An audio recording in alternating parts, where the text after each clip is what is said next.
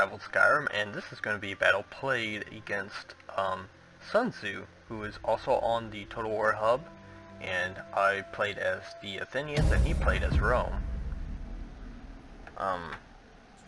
Let's see, I'll go over my army first. I had a front line of pikemen, just regular pikemen, and I have 3 Rhodian slingers behind them, and they are supported on both flanks by a unit of thorax swordsmen, and yeah, excuse me, and let's see here. I got 4 units of thorax hoplites right behind my Rhodian slingers and my pikemen. They are, well, a bunch of my units are upgraded. I can't remember the funds, but I had enough left to give some decent upgrades, like 3 silver upgrades on my thorax hoplites, and I have, let's see, I think 5 units of Hippias lancers. These guys are shock cav, and they're not certainly not the best shock cav, but it's all Athens has, and they are really just good for a charge. They're not really suited for a melee fight. They do have swords, but they do not have a good defense, and they don't have shields, well, except this guy, but he's just like the captain. They should give everyone a freaking shield, though. But, yeah, Sun Tzu, he has 3 Syrian archers, and they have gold upgrades. They got a lot of upgrades, and I think, yeah, those are the only units he upgraded. He's got a mixture of Evocati cohorts, he's got armored legionnaires, and he has 4 units of principes. It's pretty cool how he put them all in right by each other. He's got general's bodyguard, and he's got 4 units of, I think, Praetorian cav. Yeah, he's got 2 on each wing, and he is marching up to meet me. Oh, and I do have 1 Thracian Peltes unit. This guy's just going to be used to harass his infantry. It's a pretty, if you know how to use these guys, they're actually pretty good, but I do make a mistake with them later in the battle, so I'll make sure to show it to you guys. And I do have a unit of citizen cavalry waiting in the forest. They're hiding right now, but they are going to be used to tip the balance on the cavalry engagement on my right flank, his left. And seeing that, I knew that my Hippias lancers would be ineffective in a prolonged melee engagement against this Praetorian cav, which will happen. I'm going to send this unit of thorax swordsmen to tip the balance on this flank. But before that all happens, in the skirmish fight, he's going to try to charge my slingers and my peltes with these Praetorian cavalry, and he's going to have his troops right behind to shoot down my units, who are going to be used to react to his guys. And I'm even bringing up my front line of pikemen and moving my skirmishers behind them. I don't put them in phalanx yet because once they get hit by missiles, they'll draw their shields up, and if they are in phalanx, they wouldn't do that, and if they're in phalanx, it would sustain more casualties because they don't draw their shields up. So here, he's shooting my guys over here, so I'm going to engage in the cavalry fight right now. Right here, I try to come to kind of draw him in, because if I just charged straight into his units, they would have been right next to his cohorts. So I kind of drew them in closer, but he did get he did charge into my this unit of Hippias lancers, and he did charge into my Hippias lancers over here and my thorax swordsmen. And over here is the same thing, but he is outnumbered on this wing over here. I have 3 Hippias lancers against his 2 Praetorian cavalry on the right flank, his left, and I'm gonna get a nice rear charge on this unit of Praetorian cavalry. So that's gonna help tip the balance. And he was bringing up his infantry to fight my my pikemen, but I know it looks cowardly, but I wasn't quite ready to engage his infantry just yet. He did outnumber my infantry, so I'm going to draw back, and I'm going to leave this Thracian Peltes behind, and it's going to get a pretty nice amount of kills on these armored legionnaires on this Avocati cohort. And here, seeing that he was losing on this wing, he's going to pour in 2 units of Principes and even his general's bodyguard. And right now, I think he took out one of my Hippeus Lancers. It's pretty much depleted all the way. And so I'm going to countercharge on this wing. But over here I'm doing a little bit better. And yeah, if I left my Hippeus Lancers alone, his Praetorian Cavalry would have easily defeated my Hippeus Lancers, because the Hippeus Lancers charge bonus just isn't enough to defeat Praetorians, because they can't deal enough damage to untip the balance. So I chose to support my units or outman him. So on this flank we are doing good. Fortunately for me, oh, I thought he sent 2 Principes. I guess he only sent 1.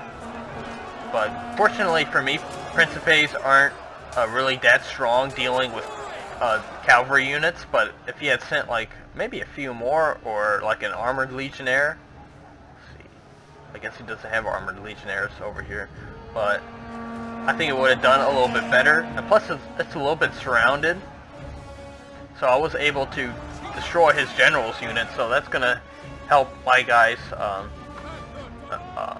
my army immensely. And here I was able to destroy his cavalry units. And now here is the situation.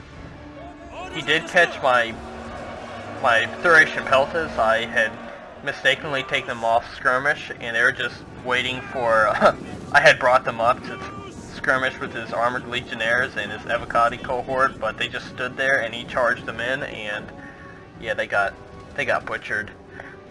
So yeah, if I had them on skirmish, or if I was paying attention to what they were doing, I would have been able to run back and draw them in and perhaps shoot those 2 units with all these slingers.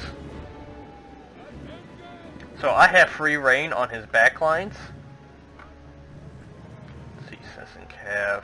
Trying to make sure how many cavalry units I have. I think only 3 now. 2 of them are really depleted. Actually, all of them are pretty much depleted. The healthiest one is that Citizen Cavalry, and only has 33. But here, he's going to engage on the left flank, my right. And he had put his units pretty thin, and that makes you more susceptible to a rear charge. And I put my hoplites, my thorax hoplites, in really deep, like compact formations, and that's just going to eat through the center of these units. And I've even I didn't mean to do this, but I like intermingled like 2 units, like a pikeman and a thorax hoplite. I didn't mean for that to happen, and quite frankly, it looks pretty ugly. It's always better to have your troops like surrounded. That just maximizes their effectiveness. But I want to like stretch them out enough to where they're so thin that they're susceptible to being, you know, split in half, which had happened to that one unit of Principes. But Sun Tzu's gonna throw more and more units on this flank over here, which is pretty much secure.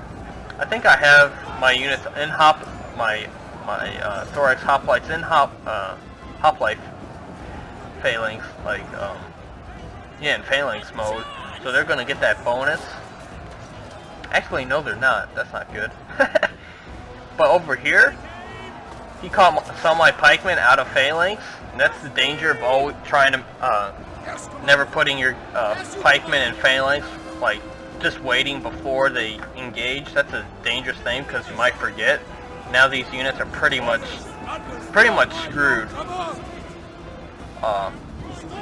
But this unit I did put into phalanx, and it had defeated a unit of Principes, but now it has to deal with an armored legionnaire, and that armored legionnaire is going to get a lot of kills against my guys. But my citizen cavalry did manage to get a rear charge on that armored legionnaire, so that's going to help me out immensely, or at least help out this unit of pikemen a little bit. And over here, I am wrapping up the right flank, but my left flank is pretty much depleted. My general, he had to go up against 3 units, and plus he's shooting the backs of my general with some of his archers. So that's not good. And I wasn't really worried about shooting his archers because I had that unit of swordsmen who had helped out my Hippeus Lancers on that flank. I was going to have it charge down these archers, and I see this huge blob of his troops, and they're not facing my my slingers. So I was going to order them to sling them to death. You know, some of my general's dudes. Yeah, my general, although gallant, is going to be slain, and unfortunately. But I did clean up on the right flank, and my center is holding, while my left flank is pretty much was destroyed. But here he is blobbing up his troops, and he even disengages against this thorax swordsman just to destroy that one unit. And he's even blobbing up his infantry even more. And I'm going to tell this unit of thorax swordsmen to just, I used crack the whip, and that's going to improve their melee attack.